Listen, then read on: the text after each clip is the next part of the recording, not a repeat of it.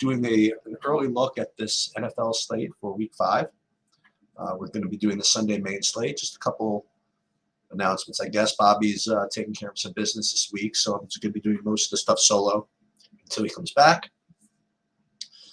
But we are going to take care of you. We're going to have the early slate preview today. We're going to, the early look at the main slate today. We'll do some showdown for Thursday. We'll do the MLB playoffs. I'm going to go live probably an hour before each of those slates lock, as long as they're still 4-game slates. Once it goes to 3, we're not sure. We're going to do the usual complement of MMA and golf and everything else. So one thing to note is that it is only a 10-game slate for the main event. For the main slate. So that's one thing to note. The other thing is that my really early read is that there are 3 or 4 games which really stand out over the others. If you just look at team totals and things like that. So that's another thing. So what we're going to do is, again, I didn't even put full sheets or projections up yet. What I'm going to do is just give my instinct on all of the games and where I think the value is going to be. And then we're going to do a SaberSim build, which I want to do one, or at least one, every single day, whether it be for for football or baseball, whatever's going on. Just again to get used to the new features, the contest sims and things like that. So we are going to do a SaberSim build to see what we would look like. Also, I am opening up the chat, so if anybody does have any questions, really about anything. Again, sorry for the short notice, so we don't get that many people in here, that I understand. So take advantage of me being here. You can feel free to ask me pretty much anything about NFL or DFS or whatever else is going on. I did allocate a little bit of time to this today, so we'll see what comes of this. So first of all, I guess we can go game by game, but I'm just kind of looking at the whole slate here and the games that stand out. Carolina, Detroit. That's a pretty high total. It's going to be in a dome, and that obviously going to stand out. The Dolphins just probably going to have a really big team total by themselves. We have to worry about the Giants keeping it close, but that's something. And you have KC at Minnesota, and that should be a really high total. And then I guess the Rams, Philly in a dome. So those 4 of the 10 really do seem to stand out over the others with respect to just overall game environments. So again, this is GPP DFS or DFS GPPs. I would imagine that all 4 of those games rate to be the highest owned. And if they get significantly more ownership than the other 6, then we're going to be looking for pivots on those other 6 games. I don't see that much just like slam dunk value that's showed up yet, but we'll kind of just something that usually does show up. Let's just go through game by game and see at least what makes a little sense. So right off the bat, like this Houston-Atlanta game, like this game is also in a dome, but Atlanta, man, it just seems to be where fantasy points just go to die. I mean, it just really does. And it's a shame because they do have some talent over there. What's his name? Bijan Robinson is pretty damn good, as is Drake London. Kyle Pitts really hasn't gotten off the ground yet. And then on the other side of this game, you have these Houston skill guys who are just seem to be doing it, man. C.J. Stroud is delivering the ball, put up a lot of points last week. You had Tank Dell's having, last week wasn't so good, but the game before that, 2 games before that, he was exceptional. Last week was the Nico Collins week, but even Nico Collins, 3 of the 4 games, he's had about 10 targets. So this boy, as a GPP pivot, seems to make a lot of sense. It just feels so uncomfortable. Like these Atlanta games just slogs, whether it's in the dome or the mud or the ice or whatever. But it seems to me that would be an interesting pivot. As far as the running backs in this game, as I mentioned, Bijan Robinson is obviously he's a talent, but 7,700 seems to be a little pricey, so I don't believe as though he's going to get a lot of good projection integrity there. So Dameon Pierce is always going to look decent, 5,300. Cordell Patterson done anything this year? Nah, they basically phased him out.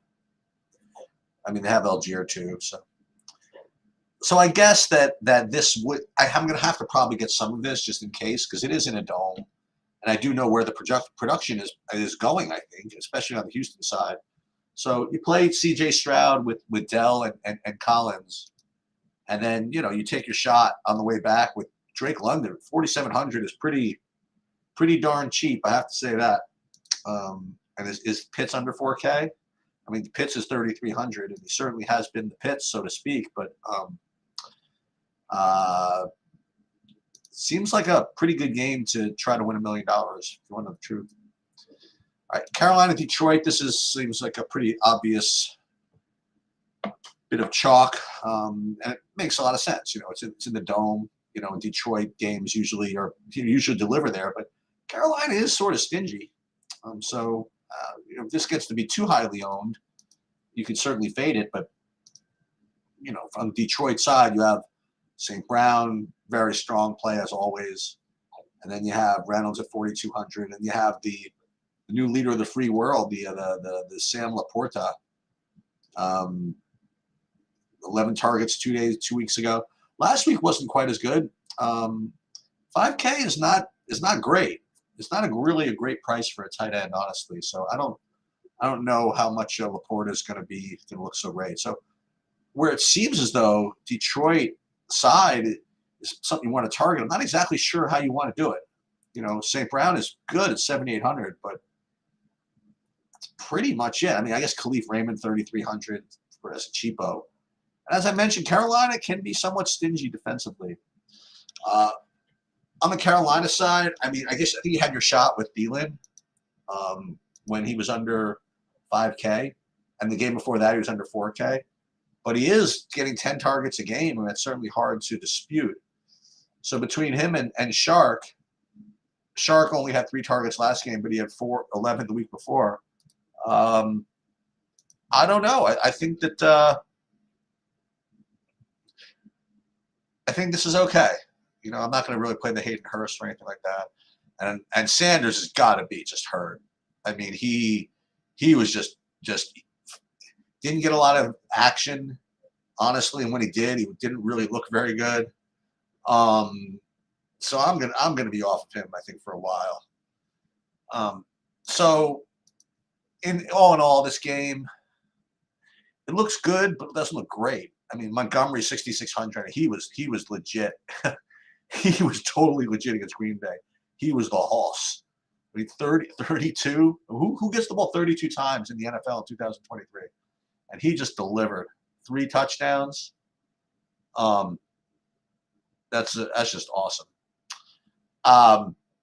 So I guess you just got to keep playing him. So, and Jahmyr Gibbs, there's nothing wrong with him. It's just they gave him 8 attempts, 4 receptions, 5 targets. Okay, that's not bad. But it's just such the David Montgomery show right now that it's kind of hard to pay $5,900 for Gibbs. So I do like Montgomery. But I will say that they do really need to get Gibbs in. So it's not. I think that if they're winning again, I don't know. I was about to say they're going to give Gibbs enough to vulture some Montgomery, but I don't think so. I think Montgomery's really solid here. I mean, until further notice, he's just the hoss. All right. Moving on. Tennessee, Indianapolis. Okay. On one hand, it is a dome, right? And from what everybody was informing me last week, Tennessee is someone you can't really run on, and you need to pass against them. So you would think that Anthony Richardson, Michael Pittman, Jay Downs, the same dudes that we talk about always would be in play. And quite honestly, like Michael Pittman coming off of this dud here, 5 targets, people would be quick to forget that he had double-digit targets all 3 weeks leading up to that game. So this is another kind of like non-high total game, but you would think it not say should be, but it is in a dome, just like some of these others, and it's going to be much lower owned. The only problem is, not the only problem, on the other side, what do you do here? If anything, I mean, you don't have to play run back, but look at this. You can play Hopkins. What's wrong with that? The fact that he really hasn't done anything in 2 years, that's one thing that's an issue. How did Okonkwo do at tight end again? Did he get his 3 targets? He's just not going to really smash ever. You could certainly try Derrick Henry. I mean, he finally, I don't say finally, I mean, gets 20 carries every couple of games, you know? I guess he's reasonable. So again, if you want kind of a pivot type game, you could certainly do worse than something like this. How did Downs do, by the way? 3 targets? And that was to be expected, coming off of 12 the week before. All right, Giants, Miami. So Miami is coming off of a boy, it's tough to go into Buffalo like that, and they got hammered. You want to know the truth, but they're playing the Giants, who, boy, can I say? I mean, they just got run over. I shouldn't say that. Okay, let's really call it what it is. All right, they got run out of the building by the Cowboys. Then they got caught by Arizona in the first half, and they came back and had a very, very nice comeback against them. Then they played at San Francisco. They were competitive for a half, and then they just played San Francisco. And let's call it what it is. Okay, the Giants gave up a couple of interceptions.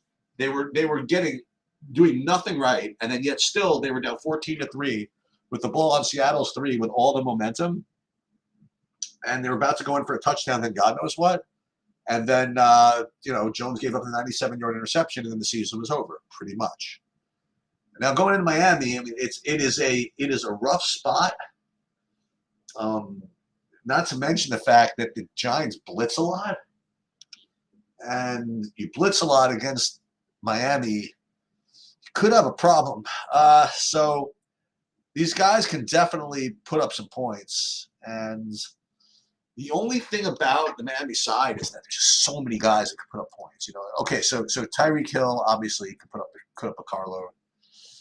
What do you do about these running backs? I mean, what do you do with this dude? I mean, Devon Shane. I mean, they went right back, and he only had 8 attempts. No problem, 8 for 101. He had a 55-yarder. I mean, this can't be sustained, right? But he's got 54 and 30 in his last 2, 6,100. But is it ever going to work? You could have 2 6K running backs on the same team that seem like good plays. It doesn't seem like it. But look at this number: only 7 rushes for Mostert. Well, the reason why is because there was just no running in this game. I mean, right off the bat, it was just a huge shootout. So, I do think that's what Miami's going to just try to do. I think they are just going to try to hammer it down Giants' throat as much as possible. But they certainly have the horses to put up a lot of points here. And the problem here, again, is the Giants. I mean, Barkley, he made some progress. Even if he's back, they just don't have any. They have just, I don't say no weapons, but there's no concentrated targetry. You know what I mean? Like, I barely even know who's on the field when they're out there. I was watching last night. Is it Hodgins or Slayton or Hyatt or Campbell or Robinson? I mean, I'll tell you, I would like to think that Wando Robinson at 3K is the best play. As a matter of fact, that's going to be my call right now. This is Tuesday. I haven't seen a single projection that this is going to be the chalk. Because he was on a pitch count, so to speak, in week 3. And then he had more snaps in week 4, including they got him an end around, 6 targets. Listen, they had no depth of target, but they haven't, like the whole team had no depth of target. And if the Giants going to have to be coming from behind or trying to play catch up, most of the game, I think Robinson at 3K is one I'd be most confident. Darren Waller, what is that? 3 targets, of which like 2 of them were in the garbage time last possession. I mean, I don't know what that is. He had one target in the first half. Yeah, I don't know what that is. So for me, Wando Robinson would be my one play from this game from the Giants side. And then Miami side, sure. I mean, Hill, Waddle has just done nothing. So it'd be Hill, Smythe. See, the problem is that Miami can just do it in so many ways. Just don't know if I need to spend all that on say Tyreek Hill, for example. Anyway, it's kind of weird to come out of this Miami game. My only real big recommendation being Wando Robinson, but at 3K, they're weaving him in, and they're gonna be playing from behind. He's just gonna have to. Isn't he almost forced to have 10 fantasy points at 3K? I guess it's not forced to. Like, what's that? 4 for 40 with no touchdowns. I mean, he's got to do better than that, but that's 8, I guess. I guess he doesn't have to have 10, but I don't know. I don't know why I'm speaking so much about this play here. They're gonna be like a 12-point underdog, and I'm concentrating on Wando Robinson. But anyway, that's my initial take, is that Wando Robinson's the chalk, best projected guy in the on the game. Anyway, moving on. New Orleans, New England. This is pretty gross. I can't imagine having any interest in this game. The total, I imagine, is really low. New England's coming off of a brutal beatdown against the Cowboys, and boy, it seems as though it's just a common thread is that their teams are coming off beatdowns against the Cowboys, except for Arizona, who beat them. So, and the Saints, they struggle offensively. This game can't be a fantasy target for me, honestly. Just gonna move on for now. All right, Baltimore against Pittsburgh. First of all, we have to see what's going on with Kenny Pickett, okay? Because, I mean, if Kenny Pickett is out, then this is a whole other situation, because Mitch Trubisky is just a significant downgrade. With respect to the game in general, I have to say that the way the Pittsburgh-Baltimore games tend to work is they either end up 14-10 or 44-30. You know, that's my instinct. Again, I just, you can go back and look, but you know, there's just so many other games in domes that have better conditions here than this game might have. I don't think this is going to be a priority here, but I don't know. I just have this weird idea that if Pickett's healthy, that they can do some stuff against Baltimore here. I would go right back to these same guys, that Pickens at 5,200. What did Austin do? He got 5 targets in Houston. It's not the end of the world. So Austin, him, Freiermuth was out. Oh, he's going to be out 2 to 3 weeks. So we have to look at first of all, we have to look at the backup tight end. I guess that would be Washington here at a cheap 2,500. But also what that does is it increases the target tree. I mean, it increases target tree. It shrinks the target tree, giving even more love to Pickens and Austin, or maybe even to Allen Robinson. So I'm going to go back to this, I think. And on the Baltimore side, I mean, there are really only 3 things you could do. I mean, you play Lamar if you want. And there are two receivers I want to play. One is Zay Flowers. I mean, every time I look, he's catching something. Although it seems to be kind of an illusion, right? He hasn't really done that much. He has no touchdowns. I guess it's just okay. And let's see how Andrews did in his last outing. 5 targets. I mean, he got obviously 2 touchdowns, but that's not completely repeatable. So yeah, I don't know. It seems kind of a middling type game, but I just have this feeling that Pittsburgh can put up a number here. They just came off of a really miserable performance against Houston. They're coming home in this type of game. In Baltimore, you can move the ball on them. So I don't know. Maybe this is a GPP type pivot. No Travis. I'm going to be doing it at 2 because the game starts at 3. So we're going to do a live before the 3 p.m. start, where I go through everything there, including lineup builds and things like that. As a matter of fact, I thought I posted this in the main Discord, but I'll post it again. Hang on a minute. In the MLB part. I thought I did though. Let me just see. MLB. Oh, I said we'll be live tomorrow at 2 p.m. Okay. So yeah, I didn't announce that. Yeah, no problem. All right, so moving on, we have Cincinnati, Arizona. I can't imagine this is going to be pretty interesting. Arizona is definitely feisty, but who's the Michael Wilson? I don't know if the Michael Wilson experience is going to be repeated.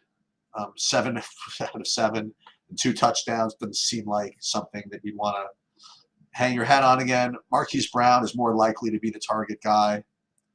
And again, he's been pretty good 3 weeks in a row. It's not bad. Boy, I wonder when are we supposed to play this? The good thing about this is that if you do this, you can play Cincinnati guys, and T. Higgins is probably going to be out. So you have Ja'Marr Chase with 7,900. If T. Higgins is out, Ja'Marr Chase is going to be extremely well projected. And Tyler Boyd, he looks like he's like 20, but I think he's like 50. So he's naturally going to get some more, short work.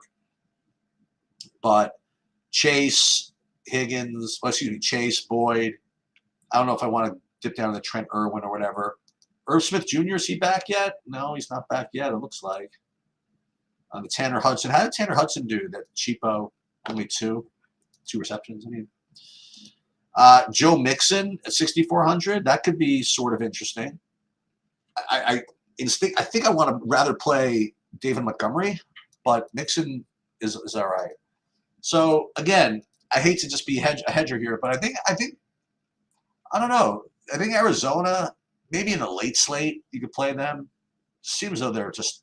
We're going to get to other games in just like 2 seconds. They're just project for much more action. All right, so Philly, the Rams. It's another one that's on the. This one's in the dome, and Kyren Williams. One of the few things I did right last week was I ended up with like a full 60-70% of him. His role was just so ridiculous. I mean, he's on the field for almost 100% of the snaps. He also gets some targets, and he gets the red zone work. I mean, I don't know what's not to like about that. The only thing that's tough is, they're playing Philly, but whatever. Philly, they're not that, you can score on Philly. Washington moved the ball on Philly. So I think Kyren Williams, very, very strong play at 6,700. And then the receivers, I mean, as long as Kupp remains out, these guys again. Nakua, 10 targets. Oh, only 34 fantasy points here. Just kind of hard to deny, what he's doing. 7,700. It would be amazing if you could play, if he's a better play than Ja'Marr Chase with no Higgins in. They're the same price, but it is kind of hard to deny this. How did Tutu Atwell do this past week? 9, 10 targets. This is where the action is, and then there's Higbee. So, yeah, this game is going to be pretty high total. Higbee was thumb banged down. I don't think that's going to be a big deal. And then on the other side of this, you have the same guys from Philly who always look good. You have Antonio Brown. That's Antonio Brown, sorry. A.J. Brown, Devontae Smith, Goddard, even the running back, Swift. I mean, Swift is doing pretty well this year in this role. So this game is going to be, I imagine, pretty popular, certainly popular in the late slate. Hurst, quarterback. I mean, this is a very logical game stack here. I still would like to think the Rams would prefer to just slow this game down if they were smart. So I don't know if this is going to legitimately have that shootout potential like some of these others might. But certainly we know where the targets are going. It seems like a logical game. All right, Jets, Denver. my initial thought is just no thanks. Couple of things though. Javonte Williams says he's not expected to miss much time, if any. Well, that's a big if there, because I mean, if he is out, this guy is pretty good, by the way. This McLaughlin, I mean, he looks really fast. So I think he's going to be a good play if Javonte Williams is out. I would prefer him over Perine. The thing about Denver is, I mean, this is like the immovable, it's the reverse of the immovable force against the irresistible object, whatever it is. Like the Jets' offense is not good, but Denver's defense is probably the worst in the league. And then you do have the Jets. I mean, they showed like a lot of life this week against Kansas City, whose defense was supposed to be decent. And between Breece Hall basically telling Dalvin Cook that there's no need for you to be on the team. And then Garrett Wilson and Lazard, I mean, and Conklin, and Zach Wilson looked pretty good. I mean, I have to say, he looked pretty good. Is it enough to to put up a big high fantasy output that can win a GPP slate? I don't think so. But these guys are talented, and you could do worse than play a guy like Garrett Wilson here. I mean, he's going to get double-digit targets. He's a super athlete against a team that is pretty bad. I guess you could argue, again, if this is the type of thing you still argue, that if anything, they'll put Patrick Surtain on what's his name, on Garrett Wilson. I don't know if that's going to really impact it too much, and that could be an overrated thing anyway. But I don't know. I mean, again, late slate stuff. I just don't see this thing blowing up so much. And Jets defense is legit. I mean, this game is going to be a low. I do think it's going to be a low scoring game. I have no idea who's going to win. And then the big hammer. I mean, the two 425 games. And then you have KC coming off of a very lackluster effort, going into Minnesota, who's coming off of basically 4 lackluster efforts in a row. I mean, They got by against Carolina pretty much because of a pick six or a fumble recovery, whatever that was, which gave them a little bit of a lead. And then they stopped to Carolina on the 2-yard line at the end, or the 10-yard line at the end, which God knows what would have happened. Minnesota played better the week before when they lost to the Chargers. And now they're at home in the Dome against Kansas City, and there's probably going to be points. The spread's probably the total's probably 50 or higher.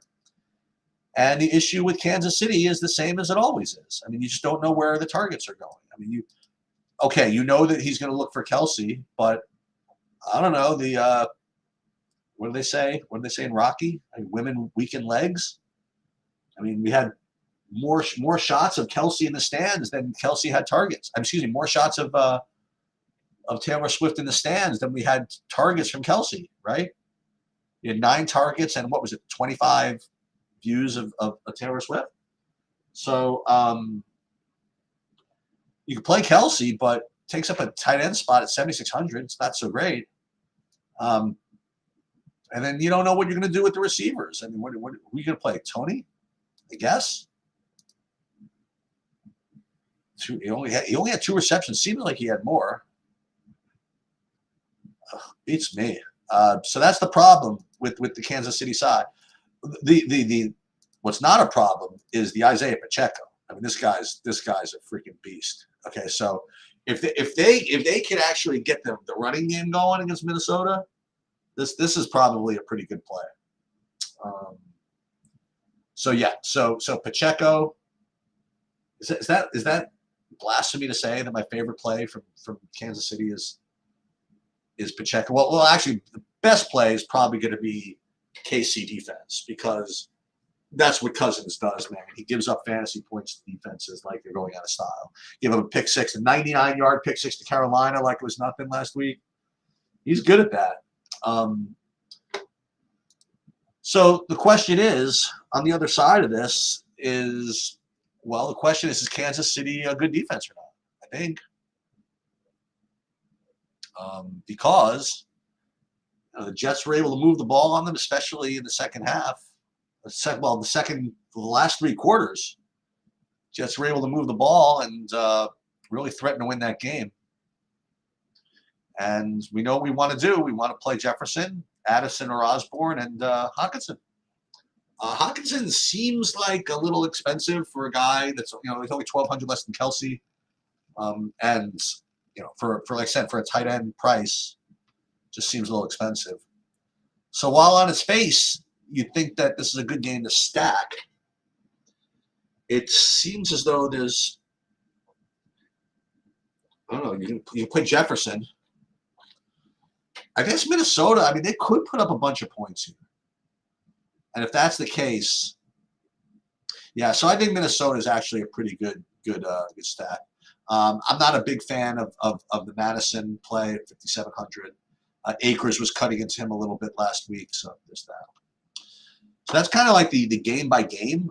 But let's do a SaberSim build and see what we come up with here. Now, again, I didn't put my own projections in yet. We're just using SaberSims, and again, we're just using DraftKings. So let's build 150 lineups just with no setting changes. And then what we'll do is we'll also do a contest sim, and we'll compare these lineups to what we think is going to be in the Millie Maker. But the problem is, and this is the unfortunate reality, is that SaberSim's ownerships right now are extremely poor because what they're using is still the ownership projections from the most recent showdown slates. So you're going to see, I forget who they were, but whoever played like all the KC guys are going to be really high owned because it's going to take their showdown slate numbers from Sunday night, for example. And I imagine the Giants guys are going to be high owned because they're going to take their ownership from the Monday night slate. So the contest sim feature might be a little bit off because we're going to be comparing ownerships. And you might get some kind of weird lineups. But let's just see, like with the exception of contest sims, like what type of stuff we get. So if we played 150 lineups with no adjustments or anything, first let's look at the team stacks. Actually, it looks like Tennessee. That's just by projected score. We don't want that. We're going to do it by Saber score, large slate. Here. What are these? Okay. So believe it or not, like early runs of Carolina as the top stack. That confuses me somewhat. What do I know? Oh, because this is the Detroit game. Okay. So Carolina, Detroit. All right. This all makes a little more sense. Well, this is weird. So Tennessee is a big stack. So Carolina, Tennessee, KC, Detroit. I'm imagining that this is going to change throughout the course of the week. But hey, this is what I promised I would do. But let's just do a contest sim and see what this would be. So let's do the lottery.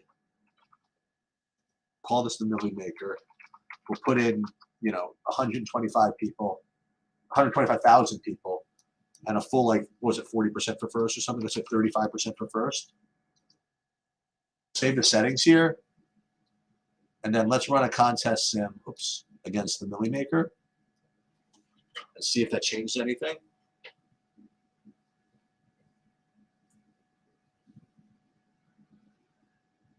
It's really bizarre, isn't it?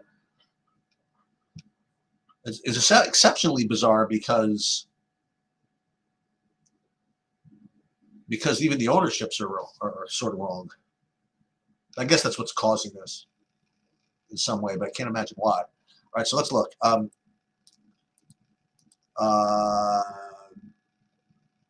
Millie Maker ROI. Once again, so Carolina, again, top, then Kansas City, Tennessee, Minnesota. Let's look at players. Like, who are these top-owned guys oh, Thielen. So 66% Thielen. 62% Jahmyr Gibbs from Detroit. Very interesting. And the Titans defense. Well, all right. That is the very early look and SaberSim builds for week 5. I'm sure that we'll have more in-depth stuff throughout the week, leading into the Sunday 11 a.m. live before lock show. Again, I hope I didn't butcher this all by myself, and that'll do.